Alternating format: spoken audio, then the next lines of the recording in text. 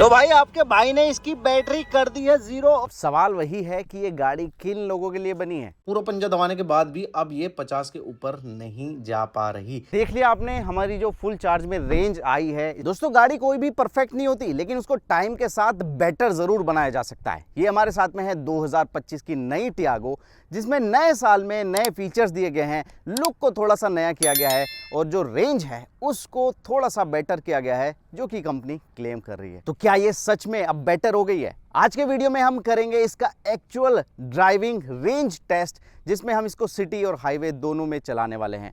साथ ही उन फीचर्स के बारे में जानेंगे जो हमें बहुत ही शानदार लगे और साथ ही जो कमियां अभी भी इसमें रह गई हैं। तो अगर आप भी इंडिया की चीपेस्ट एक प्रॉपर ईवी कार खरीदने की सोच रहे हैं तो क्या ये गाड़ी कंसीडर की जा सकती है, इस वीडियो में आपको पूरा आइडिया हो जाने वाला है।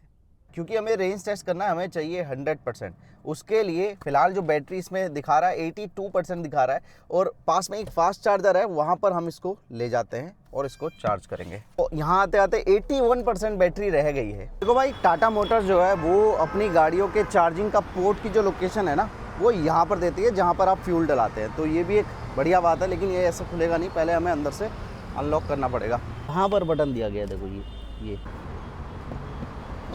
यहाँ पर देखिए चार्जिंग जो है शुरू हो गई है।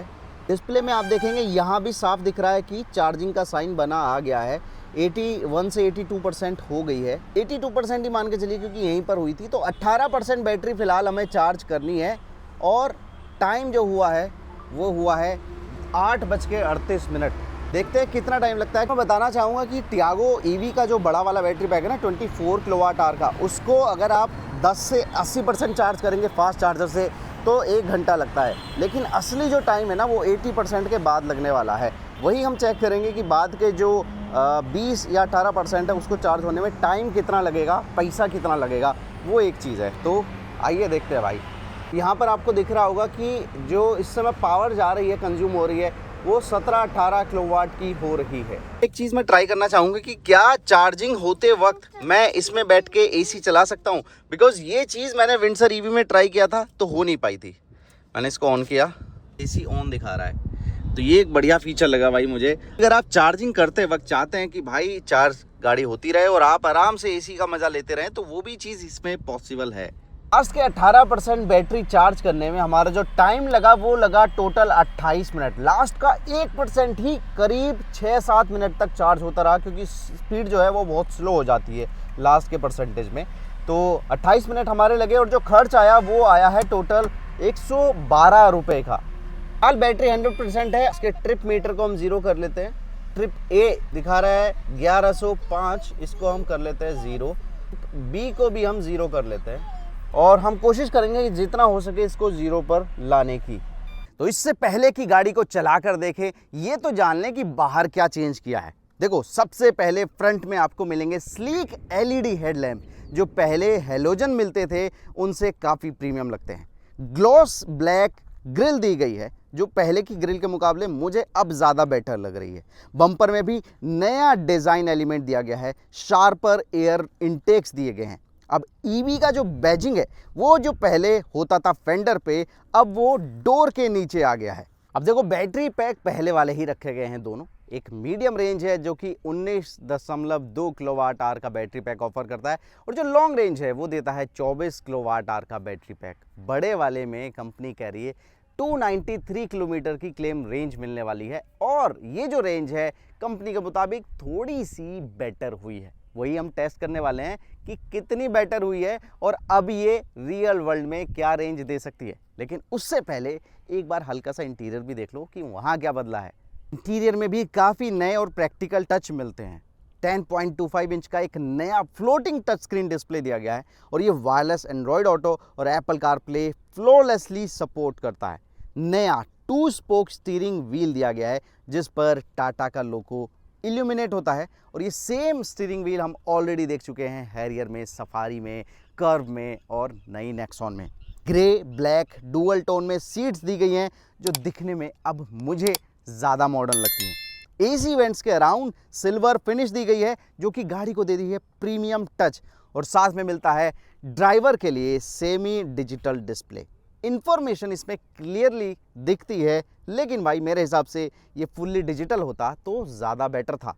इस इवेंट के ठीक नीचे जो आपको टियागो ईवी लिखा दिख रहा है, ये भी एक नया एलिमेंट है, लेकिन इसके ठीक नीचे आप जाएंगे, जितने भी फिजिकल कंट्रोल हैं या फिर एसी के कंट्रोल हैं, उसके नीचे की जो स्टोरेज है, जो गियर नॉब है या फिर इसके जो कप होल्डर है, यानी पूरा जो सेंटर कंसोल है वो पहले जैसा ही रखा गया है। अब कुछ लोग इसको कॉमेट का कंपटीशन समझते हैं, जो कि ये नहीं है, और उसकी वजह है ये वाला दरवाज़ा। इसकी वजह से ये बन जाती है एक प्रॉपर ईवी कार। हालांकि जो कॉमेट है उसका डिज़ाइन एलिमेंट कार तो नहीं कहेंगे, लेकिन एक यूनिक डिज़ाइन ज़रूर ऑफर करता है। और टियागो की अगर हम बात करें तो इसमें एक दूसरी चीज़ जो एक्स्ट्रा मिलती है कॉमेट के मुकाबले, वो है एक प्रॉपर बूट स्पेस। तो इसको बूट में आपको इलेक्ट्रिक बूट ओपनिंग तो नहीं मिलती, लेकिन टेल गेट रिलीज़ वो इलेक्ट्रिकली ज़रूर मिल जाता है। एक बटन है, इसको करते ही रिलीज़ हो जाता है और इसको खोलना हो जाता है आसान। और ये है इसका 240 लीटर का बूट स्पेस, जिसमें एक मीडियम साइज़ का सूटकेस और 2 छोटे बैग आ जाएंगे, यानी छोटी फैमिली का सामान इसमें आ जाने वाला है। ऊपर अगर आप टॉप मॉडल लेंगे तो ऊपर में आपको पार्सल ट्रे भी मिल जाएगी।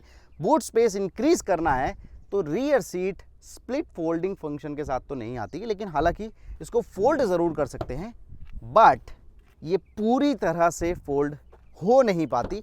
थोड़ा बहुत ज़रूर आपको हेल्प कर देगी, लेकिन पूरी तरह से फ्लैट फोल्ड हो जाती तो और भी मज़ा आ जाता। पहले मैं दिखाना चाहूँगा कैमरा, जो कि अपग्रेड हो चुका है, और रियर कैमरा हमने इस तरह से लगाया तो ये देखो क्या क्वालिटी निकल के आती है। अलग अलग साइजेज़ में आप इसको देख सकते हैं, जूम भी कर सकते हैं अपने ज़रूरत के हिसाब से, बाकी जूम आउट इस तरह से कर सकते हैं, और पार्किंग असिस्ट भी मिलता है, गाइडिंग लाइंस मिल जाती हैं, तो ये काफ़ी हेल्पफुल रहने वाली है। तो कैमरा की क्वालिटी के लिए मैं तारीफ़ करना चाहूँगा टाटा मोटर्स की, तो ये काफ़ी हेल्पफुल रहता है। वैसे तो गाड़ी काफ़ी ज़्यादा कॉम्पैक्ट है, जिस वजह से आपको महसूस नहीं होता कि इसमें कहीं भी 360 डिग्री कैमरा की ज़रूरत है। अकेला रियर कैमरा ही अपना काम बखूबी कर देता है। तो भैया ये गाड़ी बनी है प्रॉपर सिटी के लिए, तो जिस वजह से आपको मिल जाता है बढ़िया सा इंस्टेंट टॉर्क। पंजा रखिए और 50 छू जाती है ये गाड़ी। ड्राइविंग मोड सिर्फ 2 मिलते हैं, एक ड्राइव मोड है और एक स्पोर्ट्स मोड है, यानी अलग से कोई ड्राइविंग मोड का बटन नहीं दिया, इको, नॉर्मल, स्पोर्ट्स ऐसे करके कुछ नहीं है। डी मोड में लगाइए, और मेरा मानना तो ये है अगर आप सिटी में चला रहे हैं तो आपको स्पोर्ट्स मोड की ज़रूरत महसूस ही नहीं होगी। अकेली डी मोड में ही ये आपको किसी भी गाड़ी से कमज़ोर महसूस नहीं होने देगी। और अगर बात सस्पेंशन की करें तो वो भी जो मोस्टली हमारी सड़कों पर मिलने वाले गड्ढे हैं, पॉथ होल्स हैं, उनको अच्छे से एब्जॉर्ब करती है, लेकिन कुछ जगहों पे आपको ज़रूर लगेगा कि ये ऐसे ऐसे उछल रही है अगर आपकी स्पीड थोड़ी सी ज़्यादा है। दोस्तों फिलहाल सिचुएशन ये है कि इसकी जो बैटरी परसेंटेज है वो हम 59% पे ले आए हैं, यानी 41% हमने इसको इस्तेमाल कर लिया है, और अभी जो रेंज दिखा रहा है 122 किलोमीटर की दिखा रहा है, और 80 किलोमीटर लगभग हम चल चुके हैं। स्टीयरिंग काफ़ी ज़्यादा लाइट है, और इस गाड़ी के हिसाब से मुझे इसका साइज़ भी ठीक लग रहा है। गाड़ी काफ़ी कॉम्पैक्ट है, जिस वजह से पार्किंग से निकालना भी आसान हो जाता है, नॉर्मल गलियों में चलाना आसान हो जाता है, ट्रैफिक में चलाना आसान हो जाता है। और हाँ भाई, आपको मिल जाता है रीजन के 3 लेवल, जिसको आप यहाँ ये बटन देख रहे हैं, इनसे कम या ज़्यादा कर सकते हो, और यहाँ पर आपको डिस्प्ले में दिखता रहेगा किस लेवल पे आप चला रहे हो। लेकिन जैसे ही आप गाड़ी बंद करके फिर से चालू करेंगे, ये पहुँच जाएगा लेवल 1 पे। और ये जो डिस्प्ले है ड्राइवर वाली, इसका जो कुछ पार्ट है वो दिन की रोशनी में थोड़ा सा क्लियर नज़र नहीं आता। जैसे ये वाला पार्ट है, ब्लू लाइट इसमें जल रही है, ये उतना क्लियर नहीं नज़र आ रहा है, मुझे चश्मे भी उतारने पड़ गए। बाकी ये वाला जो डिस्प्ले है स्मूथली काम करता है, लेकिन इसमें भी फीचर्स को काफ़ी लिमिटेड रखा गया है। एप्पल कारप्ले, एंड्रॉयड ऑटो और एसी वगैरह के कंट्रोल तो मिल जाते हैं, बाकी मीडिया मिल जाएगा, और ज़्यादा कुछ इसमें नहीं दिया गया। वीडियो प्लेयर है, लेकिन वो USB से चलता है। तो ये है। बाकी अगर आप नेक्सॉन वगैरह में जाओगे या उससे बड़ी गाड़ी में जाओगे तो यहाँ पर फीचर और ज़्यादा बढ़ जाते हैं, जो इसमें कॉस्ट के हिसाब से थोड़े से कम रखे गए हैं। अब इसमें कुछ चीज़ें मुझे बहुत ही ज़्यादा अच्छी लगी हैं, प्रैक्टिकल लगी हैं, और कुछ कमियां भी नज़र आई हैं। तो पहले क्या सुनना चाहोगे? तो चलो पहले मैं आपको इसकी खूबियाँ बताता हूँ, यानी कुछ प्रैक्टिकल फीचर्स बताता हूँ। पहला जो प्रैक्टिकल फीचर है, जो कि मैंने स्कोडा में देखा था और अब टियागो में देख रहा हूँ, हो सकता है पहले भी आता था, मैंने ध्यान नहीं दिया, लेकिन नई टियागो में तो ज़रूर मिलता है, तो मैं दिखाना चाहूँगा। ये है भैया इसका ये टिकट होल्डर, जो कि कई कंपनियां अपनी गाड़ियों में मिस कर देती है। बहुत छोटा सा फीचर है। चार्जिंग के ऑप्शन लगभग सारे हैं, लगभग इसलिए बोल रहा हूँ क्योंकि वायरलेस चार्जिंग तो नहीं मिलती, लेकिन आपको चाहे टाइप ए चाहिए, चाहे टाइप सी चाहिए, चाहे आपको 12 वोल्ट का सॉकेट चाहिए, वो सारे इसमें मिल जाते हैं। आगे 3 चार्जिंग का ऑप्शन है और पीछे भी आपको एक 12 वोल्ट का सॉकेट मिल जाने वाला है।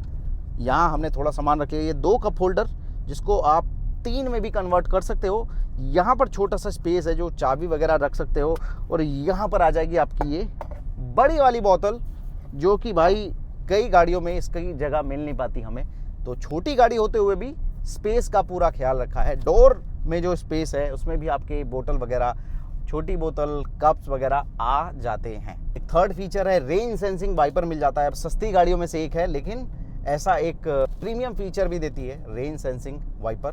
तो ये हो गए अच्छे वाले पॉइंट। अब एक दो जो नेगेटिव पॉइंट है मैं बताना चाहूँगा। सबसे पहला, ये देखो, ये बटन है और इसको मैं जैसे ही दबाऊंगा डिस्प्ले पर आएगा क्रूज ऑन। ये आ गया, क्रूज ऑन हो गया। लेकिन मैं कितनी भी कोशिश कर लूँ, या तो इस मॉडल में है या क्या बात है, ये क्रूज कंट्रोल सेट ही नहीं होता। मैं कितने भी बटन दबा लूँ, इस पर्टिकुलर गाड़ी में ये क्रूज कंट्रोल ऑन होके नहीं चला भाई। दूसरा जो नेगेटिव समझ लो या पॉजिटिव समझ लो, इसमें भैया मिलता है टायर प्रेशर मॉनिटरिंग सिस्टम। यहाँ देखो, अब ये पीछे के 2 टायर में पिछले 1 हफ्ते से जो हवा का दबाव है, हवा का लेवल है, वो कम बताया जा रहा है। मैंने हवा डलवा भी ली, ये लगातार अपने हिसाब से बताया जा रहा है कि अभी भी हवा कम है। जो थर्ड नेगेटिव है या कमी कह लीजिए, जिसके लिए टाटा अक्सर अपनी गाड़ियों में वो करती ही है, पैनल गैप कह लो या थोड़ी सी क्वालिटी इशू कह लो। देखो ऑल प्लास्टिक मिल जाता है डैशबोर्ड में, लेकिन थोड़ा सा यहाँ देखोगे ना आप, ये देखो, ये देखो, तो ये जो चीज़ें हैं ये भैया टाटा इसको थोड़ा सा ठीक कर ले। ठीक है, सस्ती गाड़ी है, लेकिन ऐसा ना दे तो और भी बढ़िया है। ये इसके पॉजिटिव और नेगेटिव है। सिर्फ 15% बैटरी बची है, 162 किलोमीटर हम चल चुके हैं, 33 किलोमीटर और चलेगा, यानी कितनी भी कोशिश कर लूँ 195 से नीचे ही रह जाने वाली है इसकी रेंज, जो मुझे लग रहा है। तो 2 लोग पीछे इजीली बैठ जाएंगे एडल्ट, लेकिन बीच में क्योंकि ये आइस से, पेट्रोल से कन्वर्ट की गई ईवी है, तो बीच में आपको मिल जाता है हम, जो रियर में बीच में बंदा बैठेगा तो वो बच्चा ही रहे तो ज़्यादा बेटर है। एडल्ट को प्रॉब्लम आ सकती है लेग रूम की, अंडर थाई सपोर्ट की, तो ये चीज़ें हैं पीछे की। बाकी भैया सीटों का कंफर्ट की मैं बात करूँ तो मैंने इसको लगातार 80-90 किलोमीटर चलाया है, तो मुझे तो कोई प्रॉब्लम हुई नहीं है। तो भाई अभी की सिचुएशन ये है कि 7% बैटरी रह गई है सिर्फ, और 179 किलोमीटर हम चल चुके हैं। अभी रेंज जो है वो दिखनी हो गई है बंद। फिलहाल की सिचुएशन में कितना दौड़ सकती है वो हम चेक करते हैं। तो दौड़ाकर हम देखें तो भाई इसको हम 50 के ऊपर ले जा नहीं पा रहे हैं। पूरी कोशिश हमने कर ली है, पूरा पंजा जो है वो हमने दबा दिया है, थ्रोटल दबा दिया है। उसके बाद ये यहाँ देखो आप, 50 के ऊपर पूरा पंजा दबाने के बाद भी अब ये 50 के ऊपर नहीं जा पा रही। तो एक ऐसी स्पीड है जो मुझे लगता है हाईवे की सिचुएशन में भी आपके काम कर जाएगी। भैया 5% बैटरी होते ही इसने तो अपनी घंटी बजानी शुरू कर दी यार। ये देखो, टन टना टन, वाह क्या आवाज है। भैया सिर्फ 2% बैटरी रह गई है, इसलिए अब हम सीधा चार्जर की तरफ जा रहे हैं। लगभग 1.5-2 किलोमीटर से ज्यादा है चार्जर, देखते हैं कि पहुंचा पाती है चार्जर पे या नहीं। तो भाई आपके भाई ने इसकी बैटरी कर दी है 0, और किस्मत देखो, इसको बोलते हैं किस्मत। ये रही गाड़ी की 0% बैटरी और ये रहा इसका चार्जर। सामने चार्जर है, चार्ज करते हैं, फिर इसका पूरा कंक्लूजन आपको बताते हैं।